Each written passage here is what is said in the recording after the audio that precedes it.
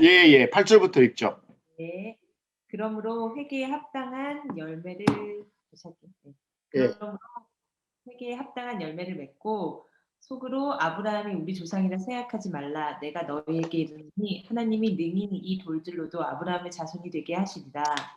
이미 죽기가 나무 뿌리에 놓였으니 좋은 열매를 맺지 아니하는 나무마다 찍혀 불에 던져지리라. 나는 너희로 회개하게 하기 위하여 물로 세례를 베풀거니와 내 뒤에 오시는 이는 나보다 능력이 많으시니 나는 그의 신을 들기도 감당하지 못하겠노라. 그는 성령과 불로 너희에게 세례를 베푸실 것이요 손에 키를 들고 자기의 타작 마당을 정하게 하사 알곡을 모아 곳간에 들이고 쭉정이는 꺼지지 않는 불에 태우시리라. 아멘. 아멘. 아멘. 예, 감사합니다.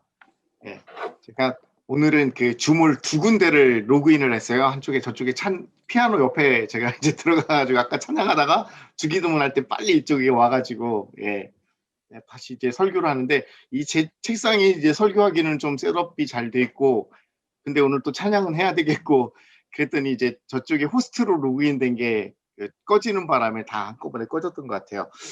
오늘 말씀은 마태복음 3장 말씀인데요. 당분간 이 마태복음 3장부터 5장까지 예수님이 비유하시고 또 이 앞부분 예수님 초반 사역에 대해서 좀 같이 묵상을 하려고 합니다. 팬데믹이라고 이렇게 얘기를 하면서 생각을 해보니까 여러분 팬데믹이 뭐가 제일 답답하세요? 예. 팬데믹 블루라는 말도 있죠. 여러분 뭐가 제일 답답하세요? 여기 뭐 미국 친구들은 뭐 할 거 다 하더라고요. 뭐 식당 가서 밥도 먹고 가고 싶은데 다 가고 만나고 싶은 사람 다 만나고 그러다 또 코로나 걸려가지고 기도 제목 내놓고 막 그러더라고요. 여러분 뭐가 답답하세요? 저는 제일 답답한 게 누구 못 만나는 게 제일 답답해요. 예. 뭐 학교에서도 만나서 이렇게 일을 해결을 해야 되는데 그거 못하니까 답답하기도 하고 또 어떤 경우에는 특히 저 같은 경우는 우리 성도님들 만나야 되는데 못 만나니까 답답하기도 하고 좀 그런 답답함이 있는 것 같아요. 저한테 제일 답답한 게 뭐냐면은 좀 단절됐다고 할까요? 지금 코로나 때문에 단절됐다는 느낌이 제일 많이 드는 것 같습니다. 그리고 정말 놀라운 것은 단절뿐만이 아니라 사람들이 되게 무기력해해요. 그죠? 저는 정말 요 근래 한 1년 동안 정말 잘 버티다가 딱 새해가 되면서 왜 그렇게 무기력한지 모르겠어요. 예. 잠도 많아지고 제가 원래 그렇게 잠이 많은 사람이 아닌데 잠이 많아지고 이렇게 꼼지락거리기가 싫어요. 예. 여러분 안 그러세요? 저만 그렇습니까? 예. 단절이 돼 있는 느낌이 들고 무기력하고 그다음에 좀 두렵죠. 앞으로 뭐가 어떻게 될지도 모르는 그런 경우도 너무 많고요. 특히 우리 자녀들 같은 경우는 학교 다니는 친구들 같은 경우는 더 그럴 거예요. 이게 뭐가 SAT2가 없어졌다고 하고 뭐가 바뀌기도 하고 대학 입시가 뭐 되는데 대학에서 어떤 입시의 기준이 없어지는 것 같기도 하고 또 많은 직장들이 없어지기도 하고 두려움이 되게 지배하고 있는 시대입니다. 단절되고 무기력하고 두렵고 또 심지어 그런 얘기를 해요. 더 이상 기대하지 않는 세대. 예. 기대함이 없다 사람들이. 그러니까 뭐 더 좋아지라는 기대함도 없고 정상적으로 돌아가리라는 기대함도 없고 이런 세대가 돼버렸다라고 얘기를 합니다. 이게 틀린 얘기는 아닌 것 같아요. 틀린 얘기는 아닌 것 같습니다. 그러면은 다시 돌아가 가지고 오늘 말씀에 이게 마태복음 3장 말씀이 세례 요한이 오늘 바리새인들하고 사두개인들에게 한 얘기거든요. 조금 더 앞부분부터 읽어드리면요. 7절에 요한이 많은 바리새인과 사두개인들이 세례 베푸는 대로 오는 것을 보고 이르되 독사의 자식들아 누가 너희에게 가르쳐 이만 진노를 피하라 하더냐.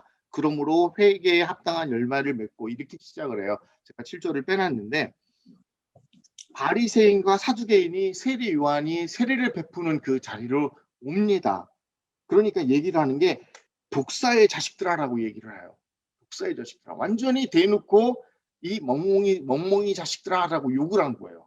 야, 대단하죠? 여러분 바리새인이 누굽니까? 세례가 누구입니까? 유대교 그때 당시에 유대인들이 지도층이에요. 굉장히 힘 있는 사람들이에요. 기득권을 가지고 있는 사람들이에요. 근데 그 사람들한테 대놓고 뭐라고 하냐면은 이 멍멍이들아라고 얘기한 것도 똑같아요. 뱀의 자식들아, 독사의 자식들아. 예수님도 바리새인과 사두개인들한테 그런 얘기를 하셨죠. 뱀의 자식들아 이렇게 얘기를 하세요. 우리 좀 까놓고 좀 생각을 해보자고요.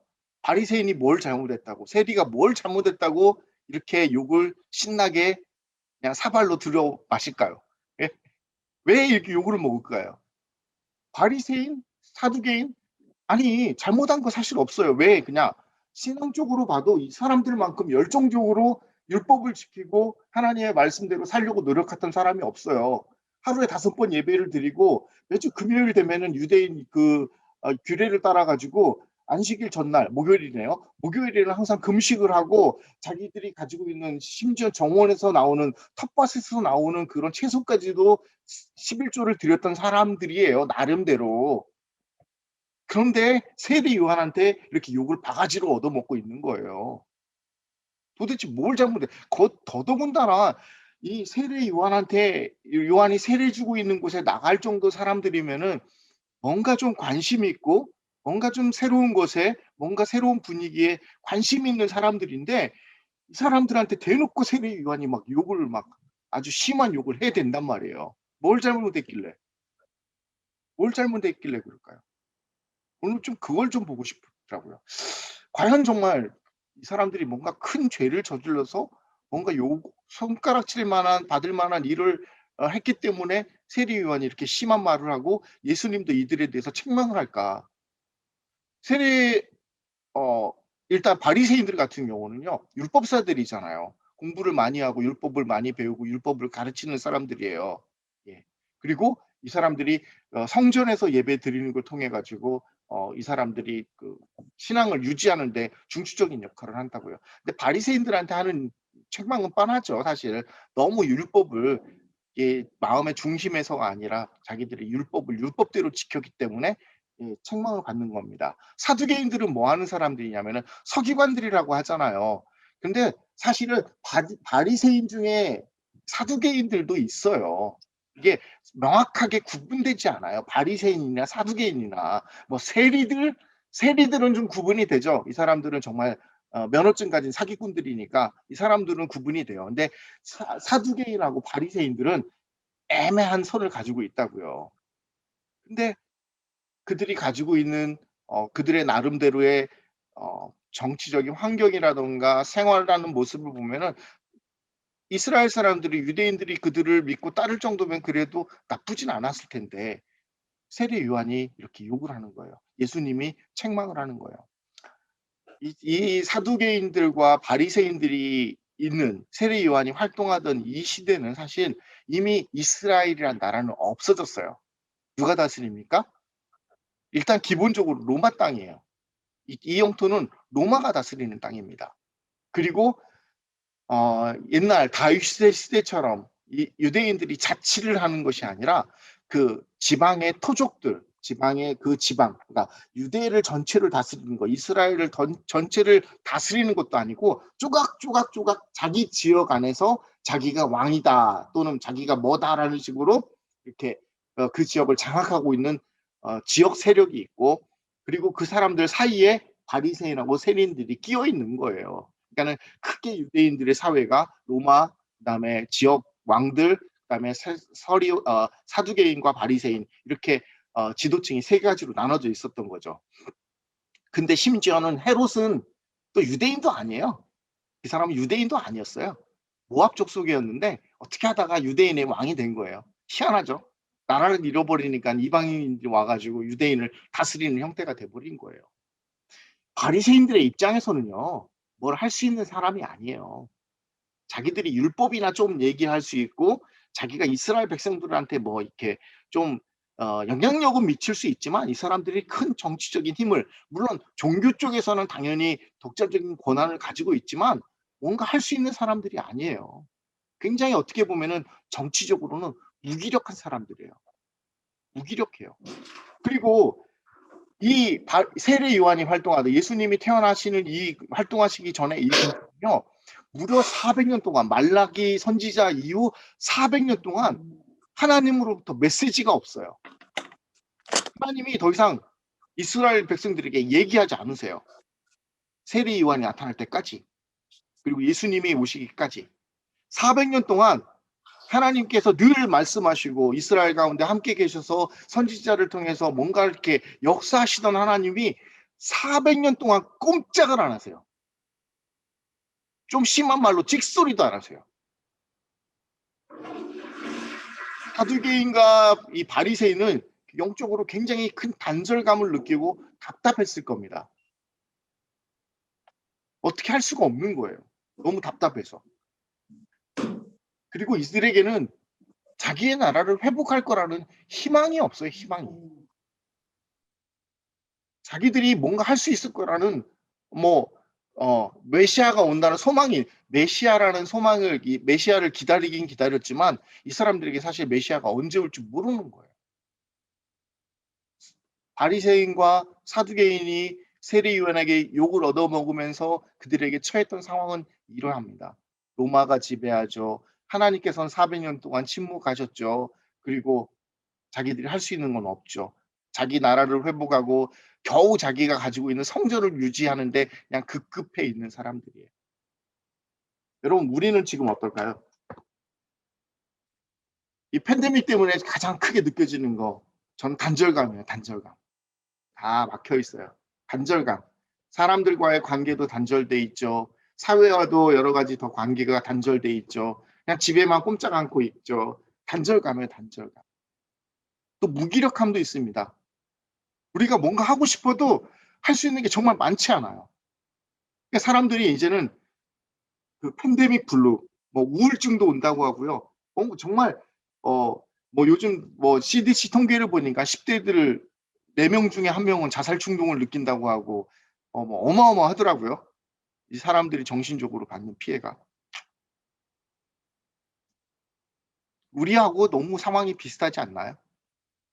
우리가 하나님을 잘 섬긴다고 하지만 우리가 하나님을 잘 하나님 앞에 나간다고 얘기를 이게 바리새인도 그러고 세리도 그러고 정말 신앙적으로 뭔가 잘했는데 우리도 이런 무기력함을 가지고 있고 단절감을 느끼고 있고 어떤 호플리스 소망이 좀 줄어드는 것 같고.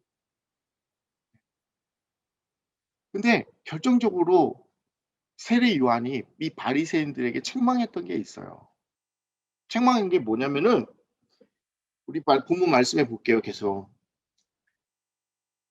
우리 8절 아니 7절부터 제가 다시 한번 읽어드리겠습니다. 요한이 많은 바리새인과 사두개인들이 세례 베푸는 대로 오는 것을 보고 이르되 독사의 자식들아 누가 너희를 가르쳐 임박한 진노를 피하려 하느냐.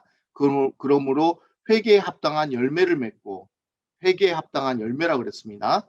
속으로 아브라함이 우리 조상이라 생각하지 말라. 내가 너희에게 이르노니 하나님이 능히 내게 이 둘들로 아브라함의 자손이 되게 하시리라. 아주 책망하는 거예요. 회개에 합당한 열매를 맺지 못했다는 거. 회개에 합당한 열매. 제가 잠깐 또 화면 공유를 다른 방법으로 한 가지 하겠습니다. 이 사람이 누구냐면은 디트리히트 본 회퍼라는 분입니다. 디트리히트 본 회퍼. 독일 목사님이세요. 그 루터교의 목사님인데 이분이 왜 유명하냐면은 이분이 그 암살을 기도하다가 사형을 당해요. 나는 듣도 보도 못해. 목사님들이 감옥 갔다는 얘기도 참 듣기 힘든데 이분은 반역을 꾀하다가 사형을 당해요. 교수형을 당해요. 네. 근데 이분이 세계 2차 대전 이후 굉장히 큰 존경을 받습니다. 왜냐하면은 이분이 죽이려고 했던 게 누구냐면은 히틀러예요. 1906년생이시고요. 1945년, 그러니까 독일이 멸망하기 몇 주 전에 교수형을 당해서 이 프로이센 듀르크 수용소라는 곳에서 교수형을 당합니다. 그러니까 2년 동안 감옥에 있었는데요. 그중에 이제 친구들이나 가족들에게 편지를 보내세요. 편지를 보내면서 그 모여진 글들을 나중에 책으로 출판됐거든요. 옥중서관이라는 건데 한국 이름이 그래요. 독일 이름은 당연히 다르겠죠. 그래서 나중에 이분이 죽고 나서 유언이 뭐냐면은 죽음은 끝이 아니라 영원한 삶의 시작이다라고 유언을 하고요. 이분의 묘비명, 그 묘비에 새겨져 있는 말도 참 멋있어요. 니히르 본회퍼, 그 형제들 가운데 서 있는 예수 그리스도의 증인. 아, 이렇게 멋있게 써 있습니다. 이분이 왜 나치 독일에게, 여러분 지금 사실은요, 우리가 그냥 히틀러를 죽이려고 했다니까는 당연히 잘 됐다고 생각을 하죠. 2차 대전 당시 독일의 분위기는 어떠냐면은 히틀러는 예수님하고 똑같은 동격이었어요. 예수님 같은 사람이었어요. 심지어 독일 신학자들이 예수님을 예수님하고 히틀러하고 동일한 기능을 하고 있는 것처럼 그렇게 설교를 하고 그렇게 교회에서 가르쳤어요. 독일의 영웅이었어요. 그리고 철저하게 독재를 했기 때문에 히틀러한테 반대한다는 것은 꿈에도 생각할 수 없는 일이었어요. 그런데 이분이 그 2년 전에 이제 이분이 책을 계속 내면서 신문에다가 논술을 기고해요. 히틀러는 그런 사람이 아니다. 그러면서 또 이분이 가지고 있는 독특한 은혜, 신학 가운데 하나가 값싼 은혜, 싸구려 은혜, 헐값의 용서, 헐값의 위로. 독일 사람들이 눈에 보이고 뭐 히틀러가 뭐 해준다고 하고 어떤 자기의 민족주의에 자기의 어떤 그런 걸 따라서 신앙의 양심을 떠나갈 때 이 보네포 목사님이 이런 살아있는 양심으로 다른 소리를 하는 거죠. 히틀러는 예수님이 아니다. 히틀러는 민족의 구원자가 아니다. 라고 얘기를 하면서 독일 사람들이 왜 이렇게 됐는지에 대해서 신학적으로 굉장히 날카롭게 비판을 합니다. 독일 사람들이 가지고 있는 그 싸구려 은혜에 대해서 비판을 해요. 너희들이 가지고 있는 용서라는 게 왜 헐값으로 그걸 생각하냐? 왜 헐값으로 위로를 받으려고 하느냐? 정말 진정한 이런 값싼 은혜라는 것은 하나님의 말씀을 부정하고 하나님의 말씀이 사람이 되셨다는 것을 부정하는 것이다. 그리고 값싼 은혜는 죄인을 의롭다 하는 것이 아니라 죄를 의롭다 하는 것이다. 그러니까 독일 사람들은 자기가 가지고 있는 신앙이, 기독교 신앙이, 신학적인 어떤 그런 배경이 자기들의 잘못한 것들을 다 변호하는 방법으로 독일에서 그렇게 신학을 바꿔버린 거예요. 2차 대전 전에. 그러니까 이 보네포 목사님이 그걸 비판하는 거죠. 값싼 은혜는, 원래 은혜는 죄인이 의롭다 되는 건데 너네들이 말하는 것은 죄가 의롭다, 죄를 정당화하는 거다 라고 비판을 하세요. 그리고 은혜가 홀로 모든 것을 알아서 처리해 줄 테니 나는 아무것도 하지 않아도 된다라는 거. 그러니까 일례를 들면 무관심, 방관. 하나님의 나라와 의에 대해서 무관심하고, 아니 또 오히려는 하나님 나라를 방해하는. 그러니까 교회는 크게 세 가지 성도가 있습니다. 하나님의 일을 방해하는 방해자가 있고요, 방관자가 있고요, 협력자가 있어요. 사실은 협력자 이외에 방관하거나 하나님의 일을 방해하는 거 사실은 모두 다 그게 올바른 게 아닌 거죠. 근데 독일 교회는 어떻게 되냐면은 잘못된 것을 알면서 거기에서 침묵하고 방관하고 있는 사람들이 너무 많은 거예요. 하나님의 은혜가, 하나님이 다 예정하셨고 하나님께서 다 준비하셨으니까 하나님께서 다 해주시겠지, 이렇게 하면서 자기는 아무것도 안 해. 손 하나 까딱 안 해. 이런 사람들이 너무너무 많아진 거예요. 그 다음에 또 값싼 은혜, 스스로 심취한 은혜. 자기 스스로 필 받은 거야. 자기 스스로 은혜 받은 거예요. 가지고 자기 혼자 막 찬양하면서 막 완전히, 그런 사람 많잖아요. 정말 하나님이 진짜 은혜를 주셨는지 안 주셨는지 구분 안 돼. 혼자 심취해가지고 막 혼자 선교사 나간다고 날뛰는 사람들도 많고요. 이게 싸구려 은혜라는 거예요.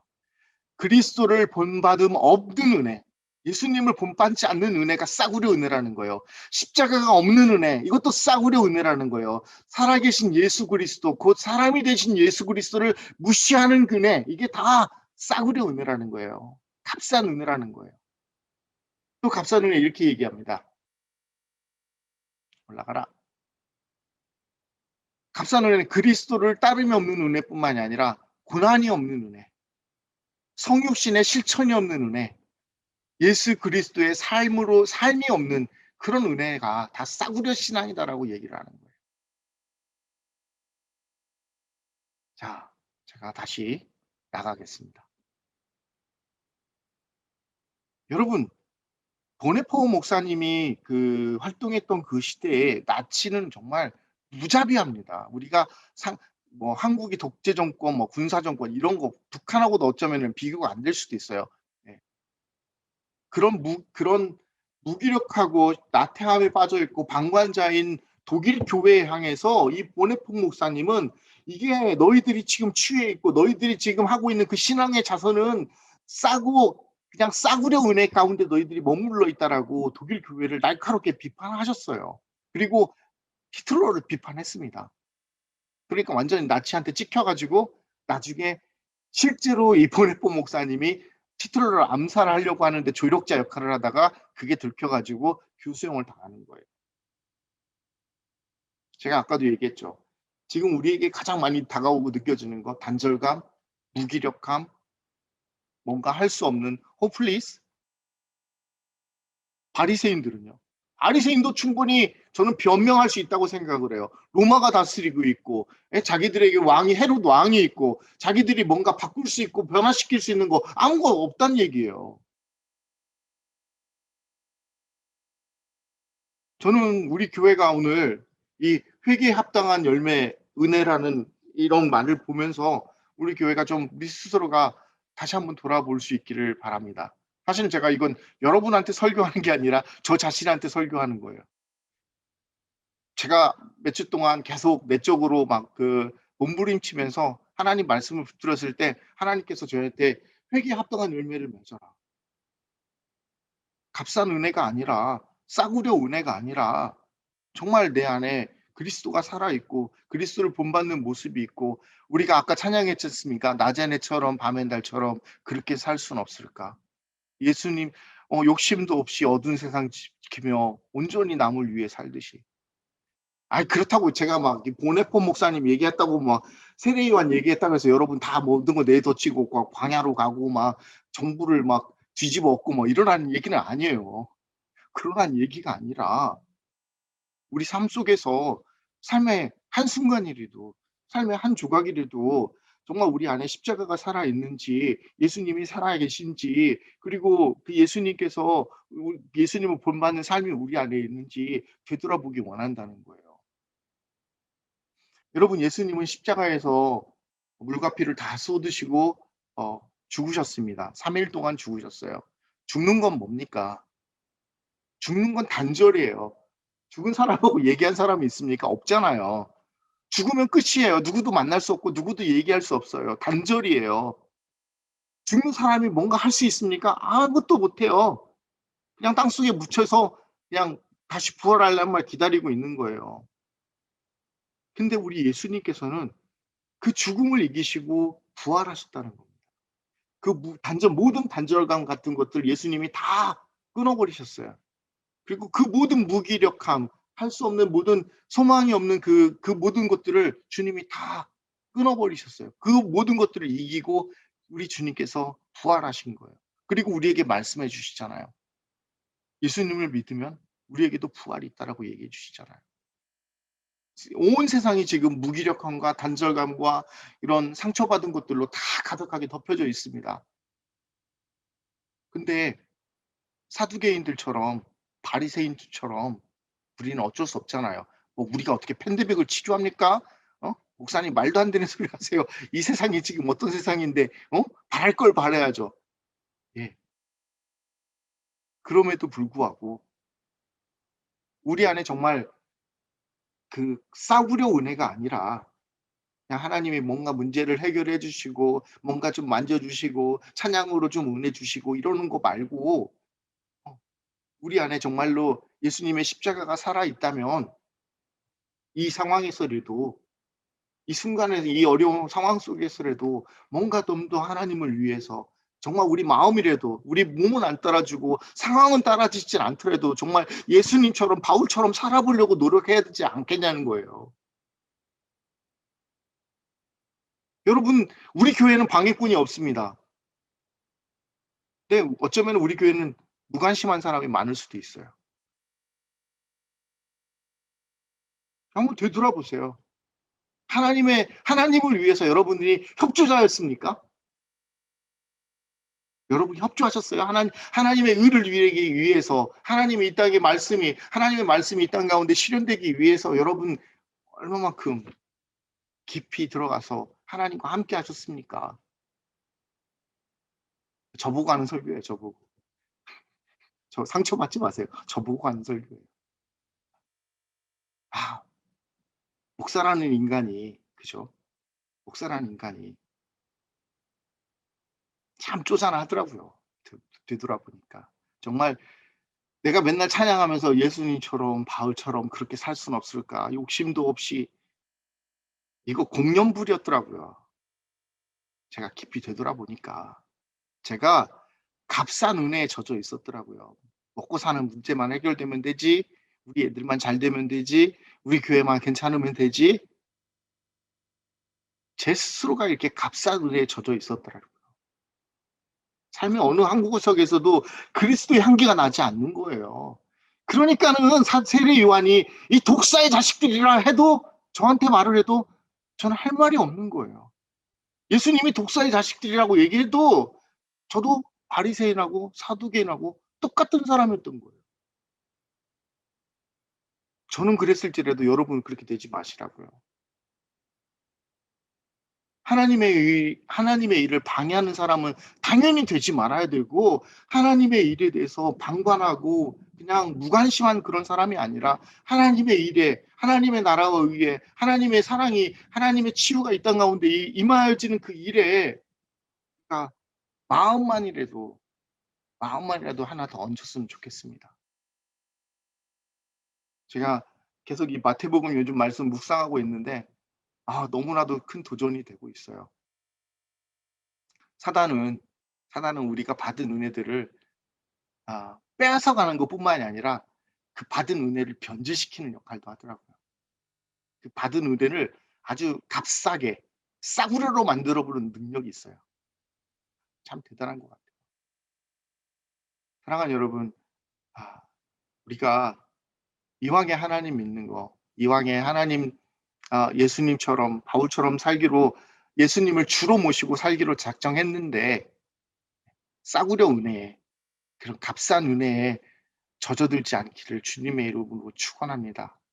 정말 우리가 하나님 앞에 나갈 때 부끄러움 없는 모습으로 나갈 수 있는 저와 여러분 되기를 주님의 이름으로 축원합니다. 같이 기도하시겠습니다. 하나님, 이 땅을 되돌아볼 때, 우리 삶을 되돌아볼 때, 하나님, 너무나도 많은 것들이 닫혀 있고, 너무나도 많은 것들이 단절되어져 있고, 너무나도 많은 심령들이 상처받고 있음을 주님 잘 아십니다. 주님, 이 땅 가운데 말씀으로 임하셔서 치유하여 주시고 우리의 심령이 새로워질 수 있도록 주님 축복하여 주시옵소서. 아버지 하나님, 우리의 인생이 주님 앞에 붙들림 바 되어서 정말 한 조각이라도, 한순간이라도 주님을 닮은 모습이 우리 안에 있게 주님 역사하여 주시옵소서. 하나님, 이 교회를 통하여서 이 땅을 향한 중보가 흘러나가기 원합니다. 하나님, 이 교회를 통하여서 이 땅을 치유하는 하나님의 능력이 우리를 통해서 흘러갈 수 있게 주님 역사하여 주시옵소서. 아버지 하나님, 이 세대가, 우리 자녀 세대가 상처받지 않게 하시고, 하나님, 저들이 주님의 십자가로 인을 말미암아 이 무기력함을 이겨내게 하시고, 이 단절감들을 이겨내게 하시고, 아버지 하나님, 이곳에서 소망을 찾을 수 있도록 하나님 역사하여 주시옵소서. 하나님, 우리 교회가 그런 역할을 할 수 있는 교회 되게 하여 주시옵소서. 아버지 하나님, 우리가 그렇게 살 수 있도록 주님 저희들을 붙들어 주시옵소서. 아버지 하나님, 저희가 악한 것들에게 아버지 하나님 짓눌림 받지 않게 하시고, 넘어져도 아주 넘어지지 않고 주님을 향해, 주님의 십자가를 향해 조금 더 가까워질 수 있는, 하나님, 그런 삶 살게 하여 주시옵소서. 하나님께서 우리 성도들 기억하시고 더 많이 사랑하시고 더 많이 은혜 주실 것을 믿사오며 거룩하신 예수님의 이름으로 기도드렸습니다. 아멘. 이제는 길과 진리와 생명 되시며 우리의 구세주가 되신 예수 그리스도의 크신 은혜와 오늘도 독생자 외아들을 우리에게 주시기까지 우리를 사랑하시는 하나님 아버지의 극진하신 사랑과 오늘도 살아계셔서 우리와 내주 역사 교통 충만하시는 성령 하나님의 크신 역사하심이 오늘 또 주님을 사랑하고 주님을 닮기 원하며 삶의 한 조각이라도 주님 앞에 귀하게 쓰임 받기 원하는 우리 성도들 머리머리 가운데와 그 가정 가운데 그리고 세계 열방 교회 가운데 지금부터 영원토록 함께 있을지어다. 아멘.